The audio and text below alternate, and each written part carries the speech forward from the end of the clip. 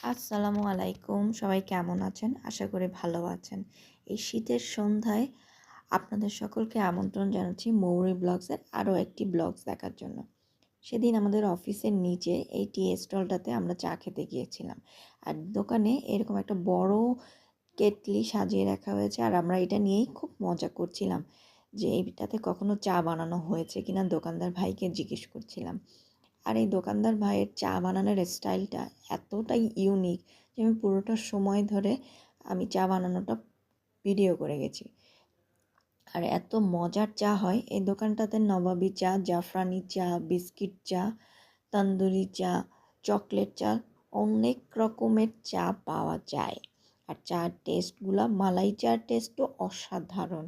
আর ছোট্ট একটা দোকান হলেও দোকানটা এত সুন্দর করে সাজানো হয়েছে, দেখেই ভালো লাগে। আগ্রাবাদে শাংরিলা রেস্টুরেন্টের অপোজিটে দোকানটা বসে।